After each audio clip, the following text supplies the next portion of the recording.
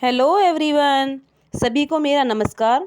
वैशाख मास का महात्म्य 11वां अध्याय शुरू होता है। तदनंतर राजा मैथिल पूछने लगा, हे महाराज, वैशाख के जो धर्म आपने वर्णन किए हैं बड़े सुलभ हैं। उनसे विष्णु भगवान प्रसन्न होकर तत्काल अर्थ, धर्म, काम, मोक्ष प्रदान करते हैं। ऐसे वेद विहित धर्म संसार में ज्ञात नहीं है। यह क्या बात है, मुझसे कहिए। ऋतुदेव बोले, हे राजन, वैशाख मास के कर्तव्य धर्म प्रख्यात क्यों नहीं है? अन्य धर्मों की संसार में ख्याति क्यों है? संसार में पुत्र पौत्र, धन संपत्ति, सांसारिक भोगों के चाहने वाले मनुष्य बहुत हैं। इसलिए राजस में तामस धर्म संसार में प्रख्यात। जो इच्छा रहित सात्विक धर्म सुख प्राप्ति कर विष्णु भगवान को प्रसन्न करने वाले हैं, वे पृथ्वी पर छिपाने योग्य नहीं हैं। इसका कारण बताता हूँ, विधि पूर्वक सुनो। इक्ष्वाकु के कुल का भूषण काशीपुरी में नरंग का पुत्र सार्वभौम राजा था। बड़ा ही यशस्वी कीर्तिमान नाम का हुआ था। ये जितेंद्रिय क्रोध को जीतने वाला ब्राह्मणीय और राजाओं में उत्तम था। एक दिन वह आकेट करता हुआ जा रहा था तो मार्ग में मुनि वशिष्ठ जी के शिष्यों को देखा। कहीं प्याऊ लगा रहे थे, कहीं छाया मंडप बनवा रहे थे, कहीं वापी निर्मल करवा रहे थे, बैठे हुए मनुष्यों के लिए पंखा से पवन कर रहे थे, कहीं सुगंधित फूलों को दे रहे थे, मध्याह्न समय छत्री दान कर रहे थे, तांबूल दे रहे थे, नेत्रों में कपूर लगा रहे थे। देख राजा ने पूछा कि तुम कौन हो, यह क्या कर रहे हो?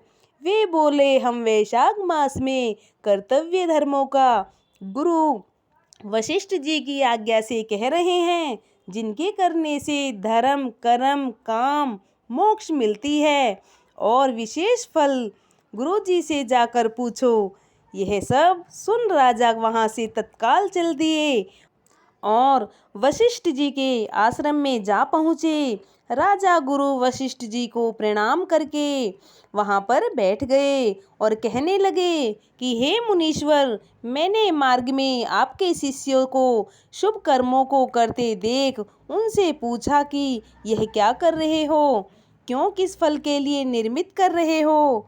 उन्होंने मुझे आपके पास भेजा है और कहा है कि हमें बताने का अवकाश नहीं है। गुरु जी के पास जाओ, इसलिए मैं आपके पास आया हूँ कि मैं आपसे इन धर्मों के बारे में जान सकूं। वशिष्ठ जी प्रसन्न हो कहने लगे, हे राजन, वैशाख मास में प्रातःकाल स्नान कर विष्णु भगवान का विधि पूर्वक प्रेम से पूजन कर दान करें और ब्राह्मणों की सेवा करें। ऐसा करने से जगन्नाथ भगवान प्रसन्न होते हैं। इसलिए तुम अपने राज्य में भी जहाँ जो कोई वैशाख धर्मों को न करे उसे दंड दो। इस प्रकार वशिष्ठ जी ने वैशाखोकत सब धर्म सुन भक्ति पूर्वक उनकी पूजा कर अपने मार्ग चला गया और सभी धर्म कर देव देव निरंजन केशव भगवान में बड़ी प्रीति करने लगा। हाथी पर ढोल रखवा कर अपने राज्य में मुनादी करा दी कि 8 वर्ष से 80 वर्ष के वृद्ध पिता पुत्र भारिया इष्ट मित्र कोई भी जो हो, मेष की संक्रांति में सूर्योदय से पहले स्नान नहीं करेगा और वैशाख होकत धर्मों का पालन नहीं करेगा, उसको चोर के समान दंड दे देश से निकाल दूंगा। गांव गांव में धर्मोपदेशक ब्राह्मण नियुक्त कर दिए और धर्महीनों को दंड देने के लिए 10-10 सवार नियुक्त कर दिए। इस प्रकार इस चक्रवर्ती राजा के राज्य शासन से यह धर्म वृक्ष सब देशों में विस्तार पूर्वक फैल हो गया। जो मनुष्य प्रमाद से भी इस राजा के नगरों में मर जाते थे, उनको निसंदेह विष्णु लोक प्राप्त होता है और यमलोक नहीं जाते थे, जिससे चित्रगुप्त को लिखने के लिए कुछ काम न रहा। सभी पापी लोगों से नरक खाली हो गया।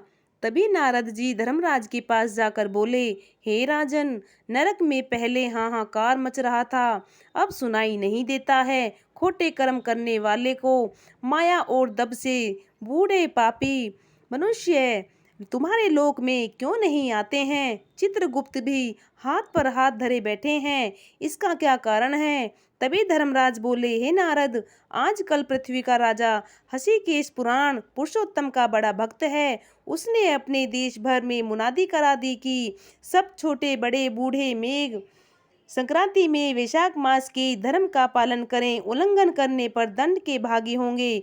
जिसके भय से वहाँ की प्रजा लोग वैशाख मास के धर्मों का पालन करती है, इस कारण उनका मेरे लोक में आने का मार्ग बंद हो गया है। ब्रह्मा हत्यादि पापों से छूटकर सीधे विष्णु पद को प्राप्त होते हैं। इस प्रकार नारद जी से सलाह कर मृत्यु रोग जरा सेवकों 50 कोटि यमदूतों को ले स्वयं यमराज दंड उठा भैंसों पर चढ़ पृथ्वी पर आए और शीघ्र ही उस राजा की पुरी को घेर महाशंखनाद करने लगे। राजा ने यह सुना कि यम ने यह पुरी घेरी हुई है, अत्यंत क्रोध कर अपनी सब सेना सजा नगर से बाहर आया। दोनों में घोर युद्ध हुआ। राजा ने यम की सारी सेना आदि को जीतकर क्षण भर में भगा दिया, जिससे क्रोध कर यमराज ने अपने अनोखा बाण चलाए।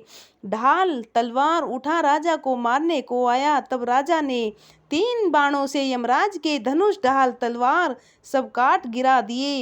एक तीक्ष्ण बाण यमराज के मस्तक में मारा। यम ने क्रोध कर अपना दंड उठाया।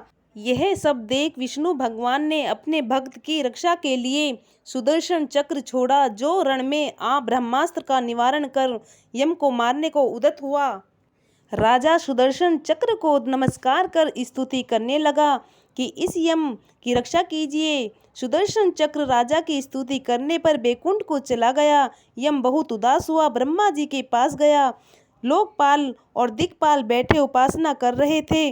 उसने देखा चारों इतिहास पुराण शरीर धारण कर खड़े हैं। नदी सरोवर मूर्तिमान विराजमान है, पीपल सभी वृक्ष खड़े हैं, कुआं तालाब पर्वत मूर्तिमान हैं। दिन रात पक्ष मास कला काष्ठा निमेष ऋतु अयन युग संकल्प विकल्प निमेष उन्मेष ऋक्ष युग करण पूर्णिमा अमावस्या सुख दुख भय लाभ अलाभ जय अजय और सतोगुण रजोगुण तमोगुण शांत मूढ़ अतिपोर प्रकृति विकार कफ वात पित्त सब चराचर मूर्तिवान सेवा में खड़े हैं।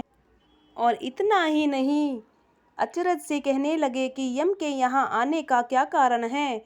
जिस यम को काम से क्षण भर अवकाश नहीं मिलता है, जिसके वस्त्र फट रहे हैं, चित्रगुप्त भी पीछे पीछे आए हैं। यमराज कहने लगा कि हे कमलासन, मेरी प्रतिष्ठा भंग हो गई, मुझे खूब पीटा है, मेरे वस्त्र आदि छीन लिए हैं। आपके होते हुए मेरी यह दुर्गति क्यों है? सुन सभा में बड़ा भारी कोलाहल हुआ। पवन ने ब्रह्मा की सलाह सबकी वाणी रोक दी और यम को वहां से उठाया, आसन पर बिठा पूछने लगा कि यह दुर्गति तुम्हारी किसने की है? तू कुशकेतु, जो सबके पिता हैं। और इतना ही नहीं, पवन के कहने पर यमराज कुशकेतु के पुत्र के मुख की ओर देख बड़े दीन स्वर से गदगद वाणी से सत्य सत्य बताने लगे। इसी प्रकार से वैशाख मास का महात्म्य 11वां अध्याय पूर्ण होता है। उम्मीद है ये वीडियो आपको पसंद आई होगी।